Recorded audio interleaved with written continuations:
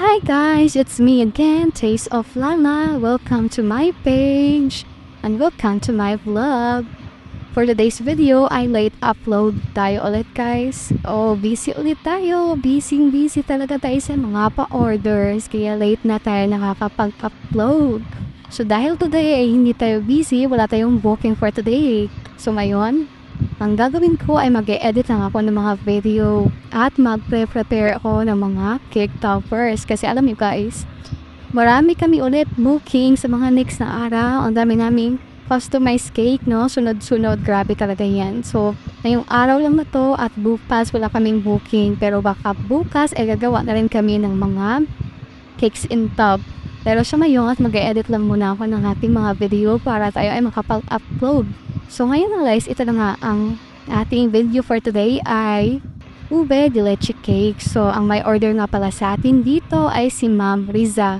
Si Ma'am Riza ay taga Bagong Silangan lang din at regular suki ko na siya at matagal ko na talaga siyang suki, 'di ba? Sana all. Ito pala ang size ng cake natin dito ay 8x4. So kapag lumampas siya ng 4 inches, ay hindi ko na siya kinakat guys. Binibigay ko na yan lahat sa customer. Kasi minsan talaga ang chiffon ay pag maganda yung kanyang tubo ay mataas talaga, maganda. Mataas yung cake natin. So ang ginagawa ko dyan ay by layer, naglalagay tayo ng ube filling. At itong filling na to guys ay gawa ko lang din to. May sarili akong recipe ng ube filling natin at talagang masarap na masarap yan guys. At talagang kapag nilagay mo yan sa ube de leche cake mo ay talagang malalasahan mo talaga yung kanyang ube talaga as in. So hindi lang naman ako nagsasabi, yun naman ay based sa aking mga customers, diba? Yan ang kanilang mga feedback at talagang super satisfied sila sa ating ube de leche cake. At kahit naman ako ay sobrang sarap naman talaga ng ube nito. So ayun guys, nag-cram coat tayo kanina at naglagay ako kanina ng dual stick. Usually ang gamit ko naman talagang support towels ay black straw. Bumibili talaga ako ng maramihan yan kasi nakapatipid tayo at napapamura tayo sa presyo kapag maramihan. So ayun, naglagay tayo ng dual stick. After natin mag-cram coat ang ating cake, so every layer naglagay tayo ng ube filling at yung ating icing. So ang gamit kong icing dito guys ay Ever whipped cream kasi naubusan ako ng ACC. Pero pag mga ube de leche cake naman guys, bagay na bagay talaga ang Ever whipped na cream. So ayan, pinapakinis lang natin yung ating cake. Kasi kailangan pantay din yung kanyang pagka-icing, 'di ba, para hindi tabingi or whatever ganon, para maganda tignan, magpantay.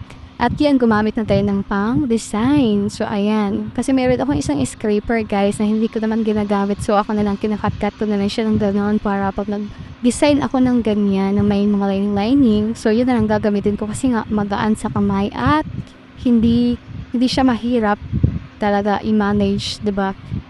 So, ayun. At itong icing natin, guys, ay lasang ube din yan. Kasi nga, ang pinangkulay natin dyan at ang nilagay natin siya, food color at may food flavor na rin siya. So, ayan. So, para sa ating final look na natin cake, maglalagay na tayo ng ating pinakamasarap na creamy leche flan, diba? So, super sarap talaga ng ating creamy leche flan, guys. Hindi lang siya maganda tignan at talaga namang super creamy at yummy talaga, diba? So, ayan guys, isang buo ang ilalagay ko dyan na leche flan. So, hindi ko talaga yan tinitipid guys. Talagang lahat ilalagay ko, walang matitira dyan. Talagang lalagay lahat yan. O, diba? Ayan yung ating cake.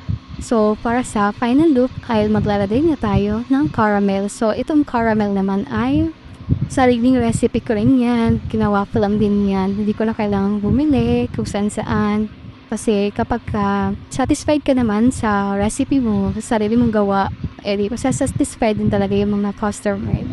So, yun lang guys. Thank you for watching.